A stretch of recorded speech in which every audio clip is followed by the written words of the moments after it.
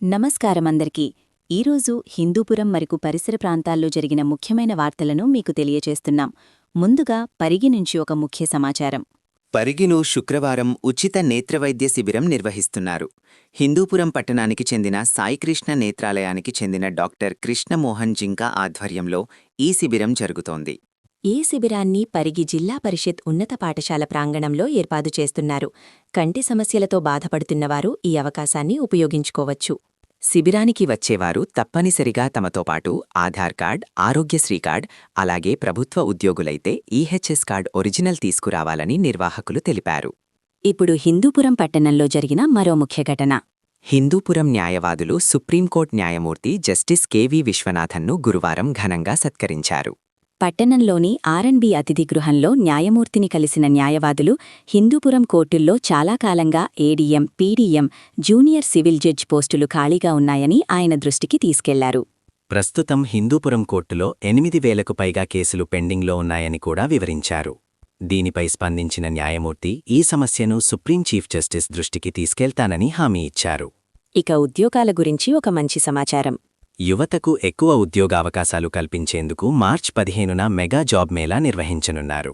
జిల్లా కలెక్టర్ శ్యాంప్రసాద్ ఈ మేళాను సద్వినియోగం చేసుకోవాలని యువతను కోరారు. ఈ జాబ్ మేళాలో గుర్తింపు పొందిన పలు కంపెనీలు పాల్గొని అర్హత ఉన్న అభ్యర్థులకు ప్రత్యక్ష ఇంటర్వ్యూల ద్వారా ఉద్యోగ అవకాశాలు ఇవ్వనున్నట్లు తెలిపారు.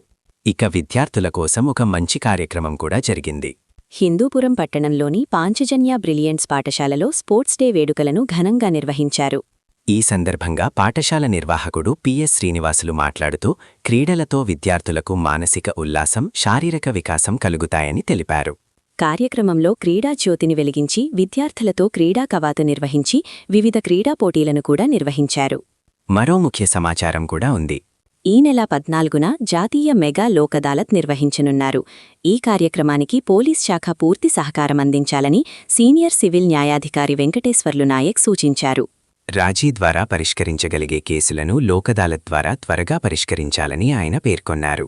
చివరిగా మరో ప్రజా సమస్యపై సమాచారం.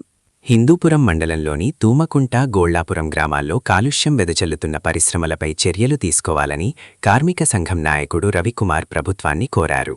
పరిశ్రమలు నిబంధనలు పాటించకపోవడంతో గ్రామాల్లో గాలి కాలుష్యం పెరిగి ప్రజలు అనారోగ్య సమస్యలకు గురవుతున్నారని ఆయన తెలిపారు. కాబట్టి ఈ పరిశ్రమలపై ప్రభుత్వం తక్షణమే చర్యలు తీసుకోవాలని స్థానికులు కూడా డిమాండ్ చేస్తున్నారు. ఇవే ఈరోజు హిందూపురం మరియు పరిసర ప్రాంతాల ముఖ్యమైన వార్తలు. మరిన్ని తాజా వార్తల కోసం మా వెంటనే ఉండండి. ధన్యవాదాలు.